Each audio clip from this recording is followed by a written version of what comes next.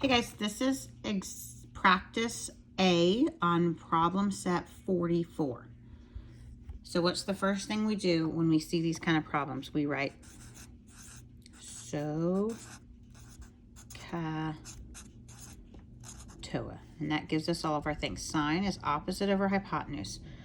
Cosine is adjacent over hypotenuse, and tangent is opposite over adjacent. If you want to go ahead and put your little bars in between there, you can. Okay, so if I have this angle here, 21, let's talk about what these sides are. This side is the one that's adjacent. This is the side that's opposite, and this is the hypotenuse. So if I have the adjacent and I need hypotenuse or opposite, I'm going to come over here and I'm going to look for the things that use adjacent. So I can use cosine if I need to find the hypotenuse, or since this uses adjacent, tangent would help me find the opposite. So let's go ahead and start here. Let's start here. Let's use tangent. Tangent. So tangent of 21. See if you guys can pause this and write this out. Pause the video, write out the problem, restart when you got the problem written out, or just one step at a time, however far you feel like you can go. Tangent of 21 equals opposite, that's what we're going to solve for, y over 6.4. In order to solve for y, I'd need to get rid of the denominator. Okay, so I'm going to multiply both sides by 6.4. 6.4. Okay, so my answer is going to become tan 21 times 6.4. So I just finished checking to make sure I got 0.5 for sine of 30. I'm going to do 21 tangent times 6.4. That gives me an answer of 2. I'm going to round to 2 decimal places, 2.46. Okay, so y equals 2.46. Does that make sense here? If this side is 6.4, this side is smaller, it would be 2.6. What does the hypotenuse have to be? It has to be at least, add these together, 8.8. We'll say 7. It has to be longer. All right, what would happen if this was less than 8.7? Well, literally these two legs would be longer than the hypotenuse would add up to be. So it has to be at least that long. Okay, we know that it has to be that long.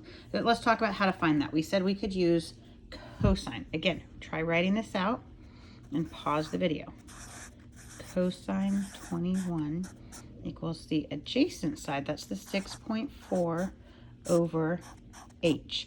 We talked about this in class. We can do the math on this. We can multiply both sides by h and then go back, but what ends up happening is this right here, cosine of 21 switches places with the denominator there.